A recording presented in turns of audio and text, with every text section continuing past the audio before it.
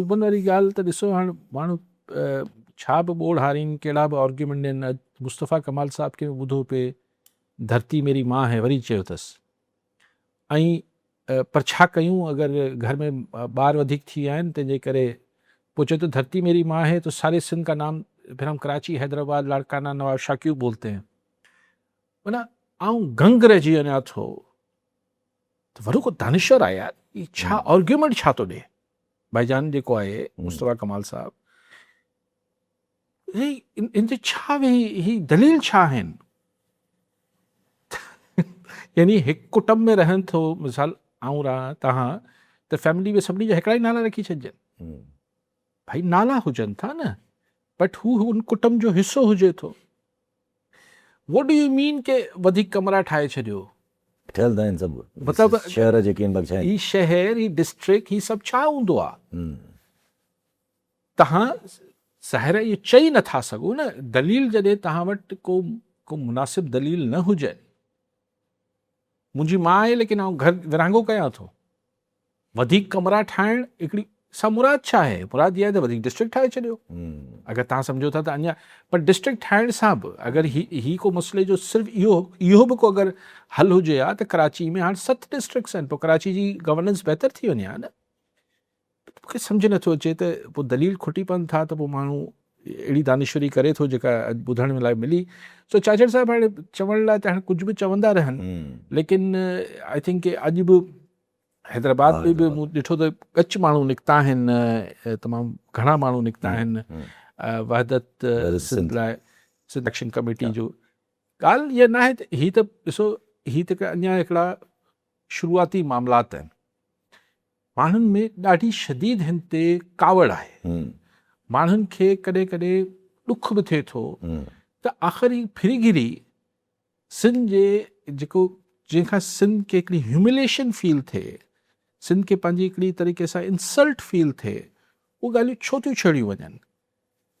मतिलबु हज़ारे शयूं बर्दाश्त करे वेठा आहियूं न पर कुझु शयुनि खे त भला छॾिजे न। त सिंध जा माण्हू हिन मामले ते मुंहिंजो ख़्यालु आहे त हाणे त सॼे मुल्क में इहो मैसेज लाउड एंड क्लियर आहे त सिंध जा माण्हू त हिन ते को बि कॉम्प्रोमाइज़ करण लाइ तयारु न आहिनि।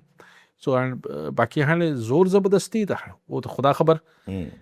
बाक़ी हा उहा सही ॻाल्हि आहे त हुनजे अस्पताल में तॾहिं त सरकारी अस्पताल में न पिया मोकिलिनि। सरकारी अस्पताल जी त हालत इहा हुई पिम्स में एज़ बीन रिपोर्टेड कि ख़ान जॾहिं पहुतो आहे त लाइट बि कोन हुई त हुनखे बंदि कई अथऊं।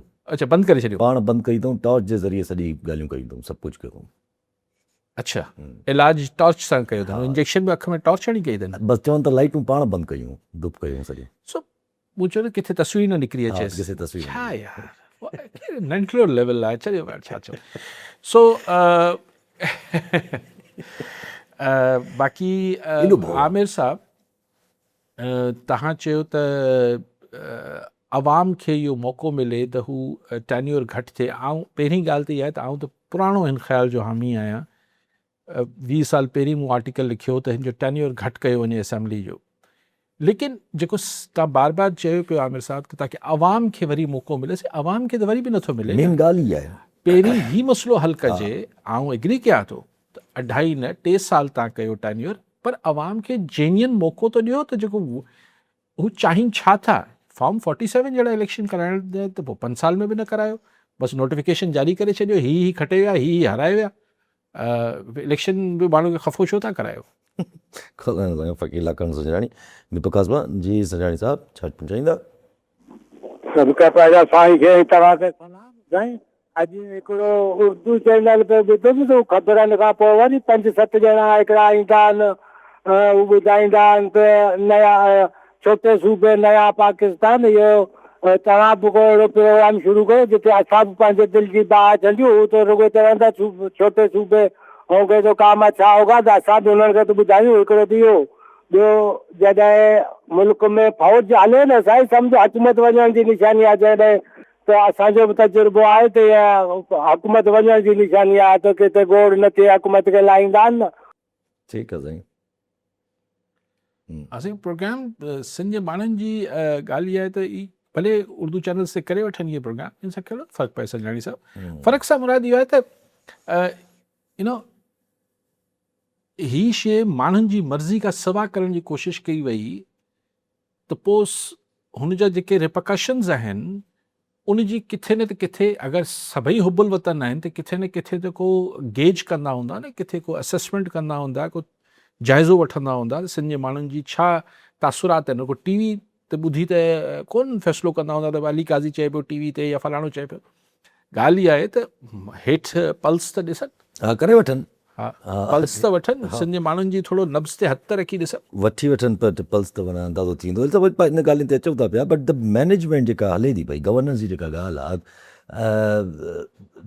हीअ जेको असां पाण हाणे मलीर वटि ॾिसूं था पिया त ज़मीननि ते कब्ज़े जे हवाले सां, हाउ डज़ दैट, पंहिंजे ई हिकिड़ी हुकूमती जमात आहे, हुन जा MNAs आहिनि अगेंस्ट डॉक्टर आसिम, इल्ज़ाम हणंदा doctor Asim is again part of that हुकूमती जमात एंड वेरी क्लोज टू सदर साहब।